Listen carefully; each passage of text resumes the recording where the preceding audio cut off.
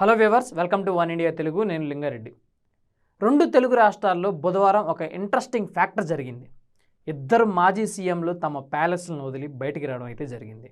తెలంగాణలో మాజీ CM KCR Kaleshwaram commission ముందు హాజరయ్యేందుకు బీఆర్కే భవన్కి ఆయన రావడం అయితే జరిగింది. ఆంధ్రప్రదేశ్లో మాజీ సీఎం జగన్మోహన్ రెడ్డి పొగాకు రైతులకు మద్దతుగా పొదిలిలో పర్యటించడం జరిగింది. అయితే ఇద్దరు మాజీ సీఎంలు బయటికి వచ్చిన వేళ సోషల్ మీడియాలో ఈ రెండింటికి సంబంధించిన వీడియోలు అయితే బాగానే వైరల్ అవుతున్నాయి. అయితే ముందుగా ఆంధ్రప్రదేశ్ విషయానికి వద్దాం. ఆంధ్రప్రదేశ్లో నేను వైఎస్ జగన్మోహన్ రెడ్డి పొదిలి పర్యటన గ్రాండ్ సక్సెస్ అయిందని చెప్పుకోవడంలో ఎలాంటి అతిశయోక్తి అయితే లేదు. ఎందుకంటే నిన్న వైఎస్ఆర్ కాంగ్రెస్ పార్టీ తరపు నుంచి వదిలిన డ్రోన్ షాట్స్ ఒకసారి మనం చూసుకున్నట్లయితే అక్కడ వచ్చిన మాస్ క్రౌడ్ అనేది ఒక సిద్ధం సభనో లేదంటే జగన్ పాదయాత్రను తలపించినట్లే కనిపించింది. ఎందుకంటే దానికి కూడా చాలా కారణాలు ఉన్నాయి. పొదిలి అనేది దర్శి కాన్స్టిట్యున్సీలో ఉంది. దర్శి వైఎస్ఆర్ కాంగ్రెస్ పార్టీ గెలుచుకున్న 11 నియోజకవర్గాల్లో అది కూడా ఒకటి. ఎస్పెషల్లీ అటు రాయలసీమకి ఇటు కోస్తా ఆంధ్రాకి సంబంధించి బోర్డర్ పాయింట్గా ఉండే ప్రకాశం జిల్లాలో గత ఎన్నికల్లో, అంటే ఈ ఎన్నికలు కాదు, దీనికి ముందున్న ఎన్నికలు 2019 ఎన్నికల్లో YSR Congress party clean sweep చేసిన సంగతి మనందరికీ తెలిసిందే. అయితే ఇప్పుడు ఆ జిల్లాలో కేవలం ఒక్క సీటు మాత్రమే గెలుచుకుని ఉంది.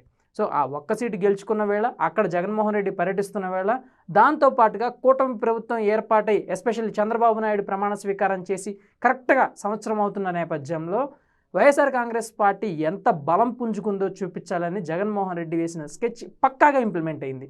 ఎందుకంటే రైతాంగంలో కానీ మహిళల పట్ల కానీ లేదంటే గిట్టుబాటు ధరల విషయంలో కానీ వేరే ఏ ఆస్పెక్ట్ అయినా అన్ని ఆస్పెక్ట్లో కలిపి ముఖ్యంగా రైతాంగాన్ని టార్గెట్ చేసుకొని ఉన్నారు. ఎందుకంటే గతంలో మిర్చి రైతులకు గిట్టుబాటు ధర గురించి కానీ ఇప్పుడు పొగాకు రైతులకు గిట్టుబాటు ధర గురించి కానీ జగన్మోహన్ రెడ్డి పూర్తిగా రైతాంగం సైడు తన స్టాండ్ని తీసుకోవడానికి, రైతాంగం సైడ్ నుంచి తన వాయిస్ని గట్టిగా వినిపించడానికి అయితే ప్రయత్నాలు చేస్తూనే ఉన్నారు. అందులో సఫలీకృతం అవుతూనే ఉన్నారు. అయితే నిన్న పొదిలి పర్యటన ఒక గుణపాఠాన్ని కూడా నేర్పిందని చెప్పుకోవాలి. వైఎస్ జగన్మోహన్ రెడ్డి పొదిలి పర్యటన వేళ గతంలో సాక్షి టీవీకి సంబంధించి సీనియర్ యాంకర్ కొమ్మినేని చేసిన వ్యాఖ్యలకు కానీ, కృష్ణరాజు చేసిన వ్యాఖ్యలకు కానీ పొదిల్లో ఉన్న మహిళలు నల్ల బెలూన్లతో జగన్మోహన్ రెడ్డికి నిరసన అయితే వ్యక్తం చేయడం జరిగింది. ఈ క్రమంలోనే అటు నుంచి వెళ్తున్న జగన్ కాన్వాయ్ని ఉద్దేశించి వాళ్ళు నల్ల బెలూన్లతో నిరసన తెలపడానికి ప్రయత్నించారు. ఈ క్రమంలోనే వైఎస్ఆర్ కాంగ్రెస్ పార్టీకి తెలుగుదేశం కార్యకర్తలకు మధ్య ఇద్దరికి మధ్య తీవ్ర వాగ్వాదం రేగింది. ఈ క్రమంలోనే చెప్పులు రాళ్లదాడి కూడా జరిగింది. ఈ ఘటనలో ఒక కానిస్టేబుల్తో పాటు ఒక మహిళ కూడా గాయపడ్డారు.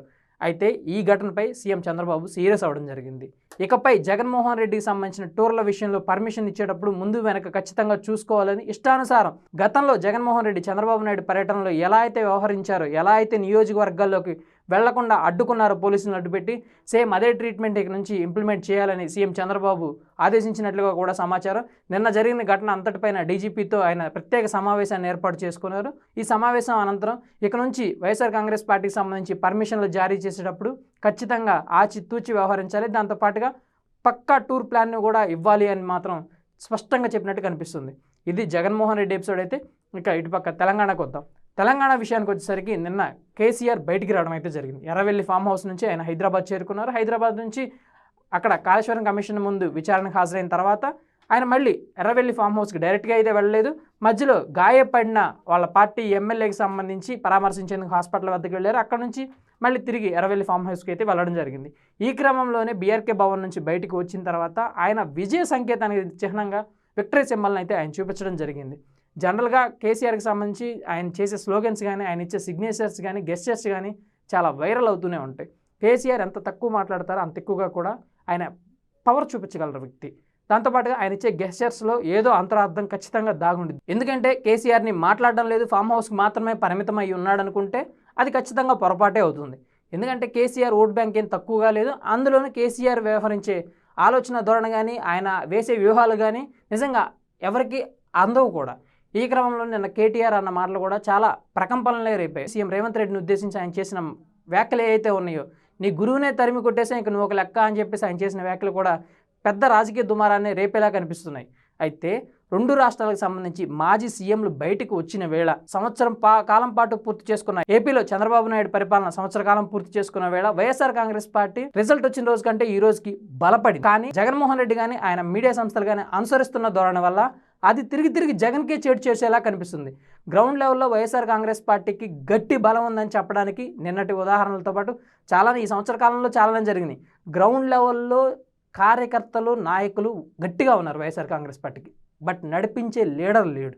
ఆ లీడర్ లేకపోవడం వల్ల వైఎస్ఆర్ కాంగ్రెస్ పార్టీకి కార్యకర్తకి మధ్య గ్యాప్ పెరుగుతుంది. ఇక తెలంగాణ విషయానికి వచ్చేసరికి ఇక్కడ లీడర్ ఉన్నారు, క్యాడర్ ఉన్నారు, బట్ కేసీఆర్ మాత్రం సైలెంట్గా ఉన్నారు. రెండు రాష్ట్రాల్లో జరుగుతున్న రాజకీయాలు అయితే ఇవే. వీటిపైన మీ అభిప్రాయాన్ని కామెంట్ రూపంలో తెలియజేయండి. Thank you for the watching. Subscribe to One India and never miss an update.